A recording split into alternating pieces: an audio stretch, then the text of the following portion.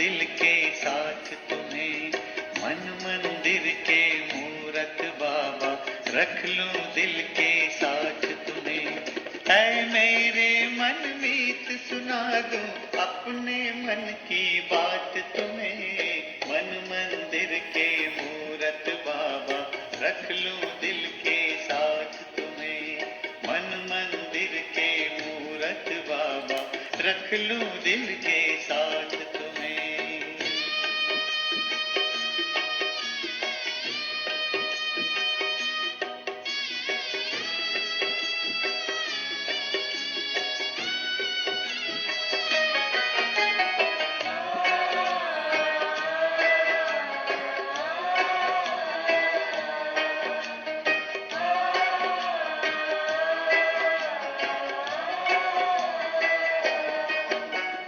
जब से देखा रूप रूहानी और नहीं कुछ भाई, दिल से निकले बाबा बाबा, प्यार है इतना पाए।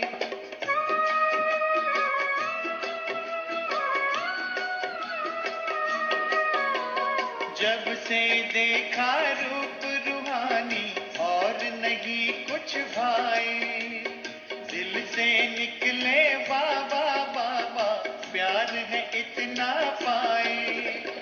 अब तो आंखें कहती बाबा, देखूं बस दिन रात तुम्हें, मन मंदिर के मूरत बाबा, रख लूं दिल के साथ तुम्हें, मन मंदिर के मूरत बाबा, रख लूं दिल के साथ तुम्हें।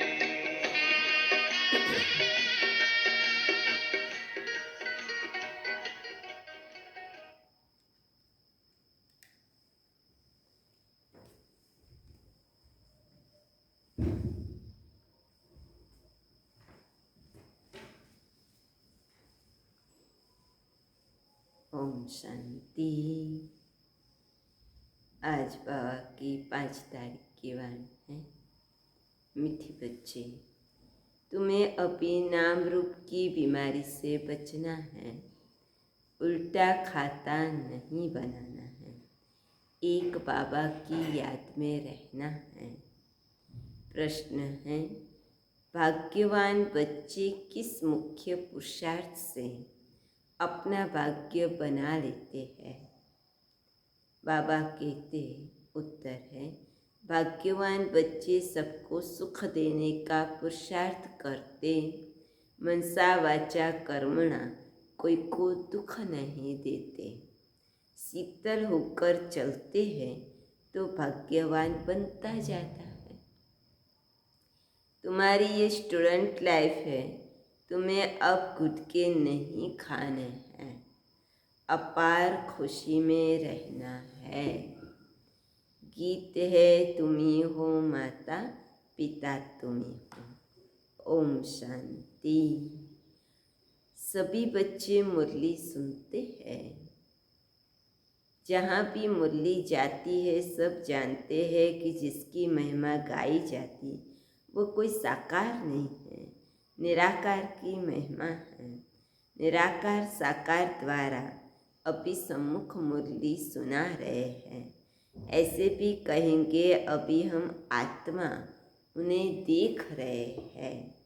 आत्मा बहुत सूक्ष्म है, इन आँखों से देखने में नहीं आती है। भक्ति मार्ग में भी जानते हैं कि हम आत्मा सूक्ष्म हैं, परंतु पूरा रहस्य बुद्धि में नहीं है कि आत्मा क्या है। परमात्मा को याद करते हैं, परंतु वह है क्या यह दुनिया नहीं जानती, तुम भी नहीं जानते थे। अभी तुम बच्चों को यह निश्चय है कि यह कोई लौकिक टीचर व संबंधी भी नहीं है। जैसे सृष्टि में और मनुष्य है वैसे यह दादा भी था। तुम जब महिमा गाते थे तमेव माता पिता तमेव, तो समझते थे ऊपर में है। अभी बाबा कहते मैंने इसमें प्रवेश किया, मैं वही इसमें हूँ। आगे तो बहुत प्रेम से महिमा गाते थे, डर भी रखते थे। अभी तो वह यहाँ इस शरीर में आए हैं। जो निराकार था वह अब साकार में आया। वह बैठ बच्चों को सिखलाते हैं। दुनिया नहीं जानती कि वह क्या सिखलाते। वह तो गीता का भगवान श्री कृष्ण समझते हैं। कह देते हैं वह राजयोग सिखलाते हैं। अच्छा, बाकी बाबा क्या करते हैं? बल गाते थे तुम माता पिता, परंतु उनसे क्या और कब मिलता है ये कुछ नहीं जानते। गीता सुनते थे तो समझते थे श्री कृष्ण द्वारा राजयोग सीखा था। फिर वह कब आकर सिखलाएंगे वो भी ध्यान में आता होगा। इस समय यह वही महाभारत लड़ाई है तो जरूर श्री कृष्ण का समय होगा। जरूर वही हिस्ट्री ज्योग्राफी रिपीट होनी चाहिए। दिन प्रतिदिन समझते जाएंगे। जरूर गीता का भगवान होना चाहिए। बराबर महाभारत लड़ाई भी देखने में आती है। जरूर इस दुनिया का अंत होगा। दिखाते हैं पांडव पहाड़ पर चले गए तो उनकी बुद्धि में यह आता होगा बराबर विनाश तो सामने खड़ा है। अब श्री कृष्ण है कहाँ? ढूंढते रहेंगे जब तक तुमसे सुने कि गीता का भगवान श्री कृष्ण नहीं शिव है। तुम्हारी बुद्धि में तो यह बात पक्की है। यह तुम कभी भूल नहीं सकते। कोई को भी तुम समझा सकते हो। गीता का भगवान श्री कृष्ण नहीं शिव है। दुनिया में तो कोई भी नहीं कहेगा सिवाय तुम बच्चों के। अब गीता का भगवान राजयोग सिखलाते थे तो जरूर इससे सिद्ध होता है। नर से नारायण बनाते थे। तुम बच्चे जानते हो भगवान हमको पढ़ाते बराबर नर से नारायण बनाते। इन लक्ष्मी नारायण का स्वर्ग में राज्य था। अभी तो वह स्वर्ग भी नहीं है तो नारायण भी नहीं है, देवताएं भी नहीं। चित्र है जिससे समझते हैं यह होकर गए। अभी तुम समझते हो इन्हों को कितने वर्ष हुए तुमको पक्का मालूम है। आज से 5000 वर्ष पहले इन्हों का राज्य था। अभी तो है अंत। लड़ाई भी सामने खड़ी है। जानते हो बाबा हमको पढ़ा रहे हैं। सभी सेंटर्स में पढ़ते भी है तो पढ़ाते भी हैं। पढ़ाने की युक्ति बड़ी अच्छी है। चित्रों द्वारा समझानी अच्छी मिल सकेगी। मुख्य बात है गीता का भगवान शिव व श्री कृष्ण। फर्क तो बहुत है ना। सदगति दाता स्वर्ग की स्थापना करने वाला व आदि सनातन देवी देवता धर्म की फिर से स्थापना करने वाला शिव या श्री कृष्ण मुख्य है ही। 3 बातों का फैसला इस पर ही बाबा जोर देते बल ओपिनियन लेकर देते हैं कि यह बहुत अच्छा है परंतु इससे कुछ भी फायदा नहीं। तुम्हारी जो मुख्य बात है उस पर जोर देना है। तुम्हारी जीत भी है इसमें। तुम सिद्ध कर बतलाते हो भगवान एक होता है। ऐसे नहीं कि गीता सुनाने वाले भी भगवान हो गए। भगवान ने इस राजयोग और ज्ञान द्वारा देवी देवता धर्म की स्थापना की। बाबा समझाते हैं बच्चों पर माया का वार होता रहता है। अभी तक कर्मातीत अवस्था को कोई ने पाया नहीं। पुरुषार्थ करते करते अंत में तुम एक बाबा की याद में सदैव हर्षित रहेंगे। कोई मुरझाइश नहीं आएगी। अभी तो सिर पर पापों का बोझा बहुत है, वो याद से ही उतरेगा। बाबा ने पुरुषार्थ की युक्तियाँ बतलाई है, याद से ही पाप कटेंगे। बहुत बुद्धू है जो याद में न रहने के कारण वे नाम रूप आदि में फंस पड़ते हैं। हर्षित मुख हो किसी को ज्ञान समझाए वो भी मुश्किल है। आज किसी को समझाया, कल फिर गुटखा आने से खुशी गुम हो जाती है। समझाना चाहिए, यह माया का वार होता है, इसलिए पुरुषार्थ कर बाबा को याद करना है। बाकी रोना पीटना व बेहाल नहीं होना है। समझाना चाहिए, माया पादर जूता मारती है, इसलिए पुरुषार्थ कर बाबा को याद करना है। बाबा की याद से बहुत खुशी रहेगी, मुख से जटवाणी निकलेगी। पतित पावन बाप कहते हैं कि मुझे याद करो। मनुष्य तो एक भी नहीं जिसको रचयिता बाप का परिचय हो। मनुष्य होकर और बाप को न जाने तो जानवर से भी बदतर हुआ। गीता में श्री कृष्ण का नाम डाल दिया है तो बाबा को याद कैसे करें? यही बड़ी भूल है जो तुमको समझानी है। गीता का भगवान शिव बाबा है, वही वर्षा देते। मुक्ति जीवन मुक्ति दाता वह है और धर्म वालों की बुद्धि में बैठता नहीं। वह तो हिसाब किताब चुकतू कर वापिस चले जाएंगे। पिछाड़ी में थोड़ा परिचय मिला, फिर भी जाएंगे अपने धर्म में। तुमको बाबा समझाते, तुम देवता थे, अभी बाप को याद करने से तुम देवता बन जाएंगे। विकर्म विनाश हो जाएंगे, फिर भी उल्टे सुलटे धंधे कर लेते हैं।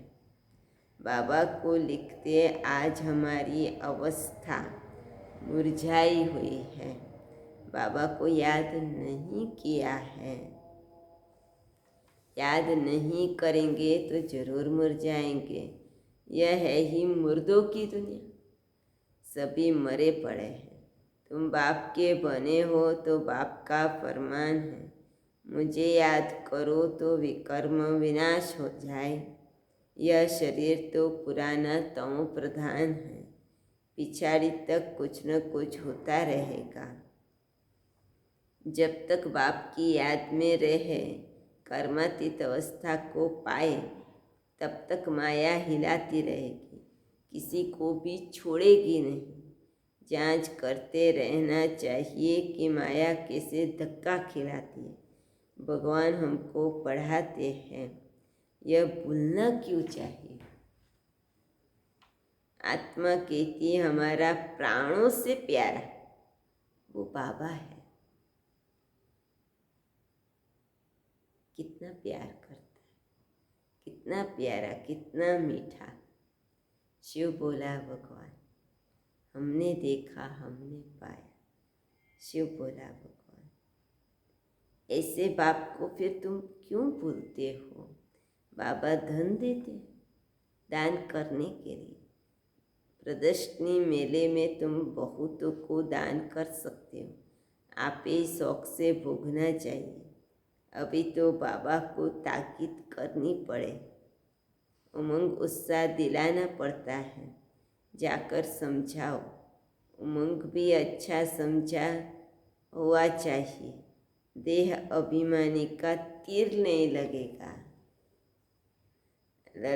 तलवारें भी अनेक प्रकार की होती है, तुम्हारी भी योग की तलवार बड़ी तीखी चाहिए। सर्विस का उल्लास चाहिए, बहुतों को जाकर कल्याण करें। बाबा को याद करने की ऐसी प्रैक्टिस हो जाए जो पिछाड़ी में सिवाय बाबा के और कोई याद न पड़े।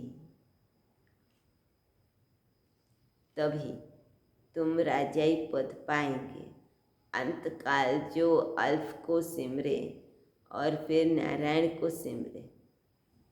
बाप और नारायण वर्षा ही याद करना है, परंतु माया कम नहीं। कच्चे तो एकदम ढेर हो पड़ते हैं। उल्टे कर्मों का खाता तब बनता जब किसी के नाम रूप में फंस पड़ते। एक दो को प्राइवेट चिट्ठियाँ लिखते हैं, देहधारियों से प्रीत हो जाती है तो उल्टे कर्मों का खाता बन जाता है। बाबा के पास समाचार आते हैं, उल्टा सुल्टा काम कर, फिर कहते हैं बाबा हो गया। बाबा कहते अरे खाता उल्टा तो हो गया ना, ये शरीर तो पतित है, उनको तुम क्यों याद करते हो? बाबा कहते मुझे याद करो तो सदैव खुशी रहे। आज खुशी में है, कल फिर मुर्दे बन पड़ते। जन्म जन्मांतर नाम रूप में फंसते आते हैं ना। स्वर्ग में यह बीमारी नाम रूप की होती नहीं, वहाँ तो मोहजित कुटुंब होता है। जानते हैं हम आत्मा हैं, शरीर नहीं। वह है ही आत्म अभिमानी दुनिया, इसको परमधाम कहते हैं। अब बाबा कहते देह अभिमान छोड़ो, देही अभिमानी होने से बहुत मीठे शीतल हो पड़ेंगे। ऐसे बहुत थोड़े हैं, पुरुषार्थ कराते रहते हैं कि बाबा की याद न भूलूं। बाबा फरमान करते मुझे याद करो, चाट रखो, परंतु माया चाट भी रखने नहीं देती। ऐसे मीठे बाबा को तो कितना याद करना चाहिए। वह तो यह तो पतियों का पति, बापों का बाप है। बाप को याद कर और फिर दूसरों को भी आप समान बनाने का पुरुषार्थ करना है। इसमें दिलचस्पी बहुत अच्छी रखनी चाहिए। सर्विसेबल बच्चों को तो बाप नौकरी से छुड़ा देते। सरकमस्टांस देख कहेंगे अब इस धंधे में लग जाओ। एम ऑब्जेक्ट तो सामने खड़ी है। भक्ति मार्ग में भी चित्रों के आगे याद में बैठते हैं ना। तुमको तो सिर्फ आत्मा समझ परमात्मा बाप को याद करना है। विचित्र बाबा को याद करना है। यह है मेहनत। विश्व का मालिक बनना कोई मासी का घर नहीं है। बाबा कहते मैं विश्व का मालिक नहीं बनता हूँ, तुमको बनाता हूँ। कितना माथा मारना पड़ता है।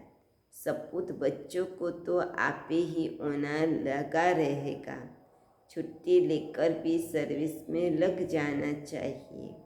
कई बच्चों को बंधन भी है, मोह भी रहता है। बाबा कहते तुम्हारी सब बीमारियां बाहर निकलेगी। तुम बाबा को याद करते रहो, माया तुमको हटाने की कोशिश करती है। याद ही मुख्य है। रचयिता और रचना के आदि मध्य अंत का ज्ञान मिला, बाकी और क्या चाहिए। भाग्यवान बच्चे सबको सुख देने का पुरुषार्थ करते हैं। मनसा वाचा कर्मणा किसी को दुख नहीं देते, शीतल होकर चलते हैं तो भाग्य बनता जाता है। अगर कोई नहीं समझते हैं तो समझा जाता है इनके भाग्य में नहीं। जिनके भाग्य में है वह अच्छी रीति सुनते हैं, अनुभव भी सुनाते हैं ना। क्या क्या करते थे। अब मालूम पड़ा है जो कुछ किया उससे दुर्गति ही हुई। सदगति को तो तब पाए जब बाप को याद करें। बहुत मुश्किल, कोई घंटा आधा घंटा याद करते होंगे, नहीं तो गुटखा खाते रहते हैं। बाबा कहते आधा कल्प गुटखा खाया, अब बाबा मिला।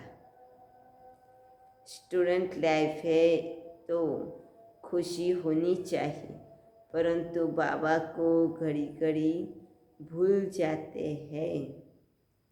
बाबा कहते तुम कर्मयोगी हो, वह धंधा आदि तो करना ही है।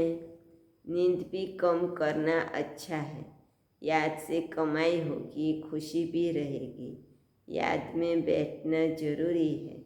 दिन में तो फुर्सत नहीं मिलती, इसलिए रात को समय निकालना चाहिए।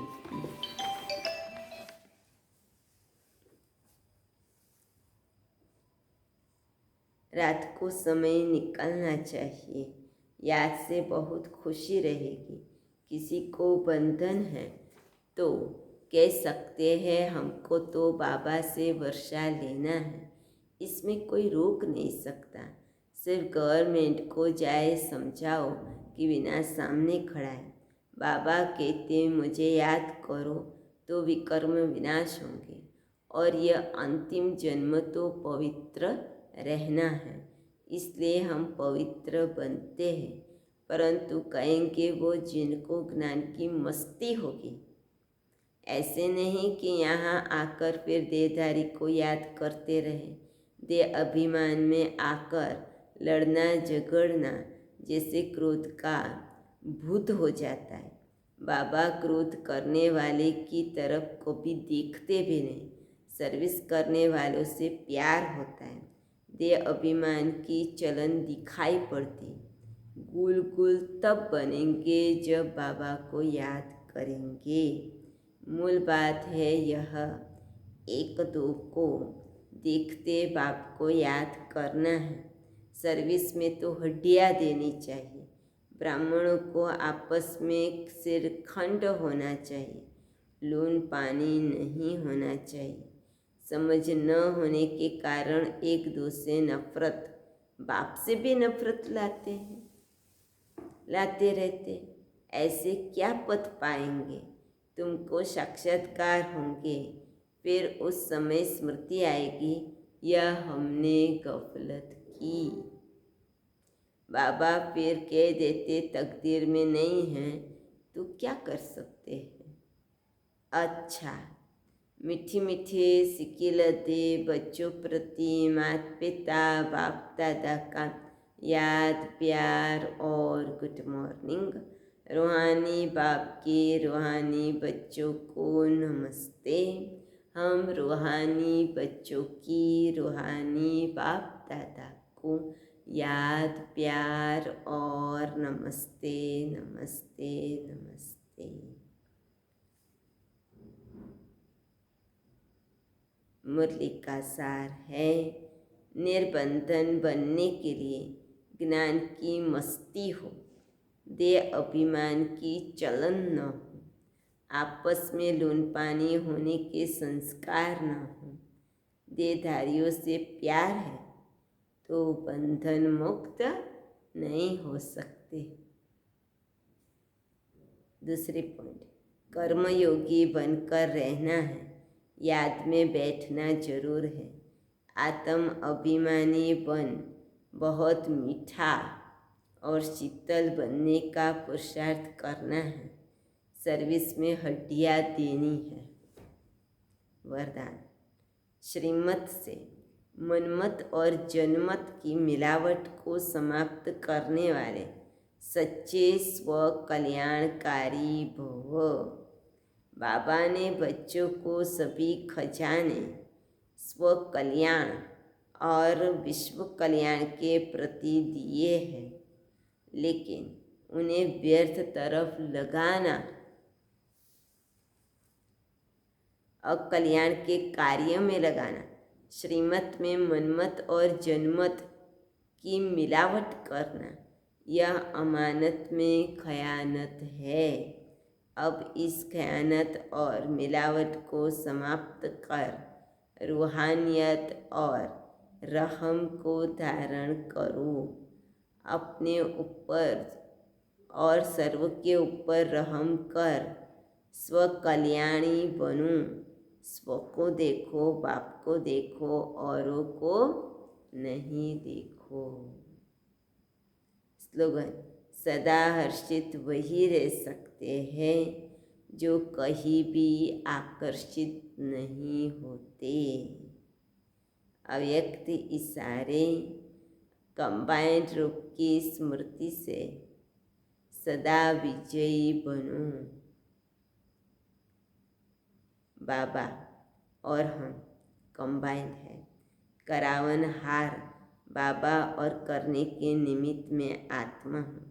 इसको कहते हैं असोच, अर्थात एक की याद। शुभ चिंतन में रहने वाले को कभी चिंता नहीं होती। जैसे बाप और आप कंबाइंड हो, शरीर और आत्मा कंबाइंड है। आपका भविष्य विष्णु स्वरूप कंबाइंड है। ऐसे स्व सेवा और सर्व की सेवा कंबाइंड हो तब मेहनत कम, सफलता ज़्यादा मिलेगी। अच्छा, ओम शांति। अभी हम सब बाबा की याद में बैठेंगे।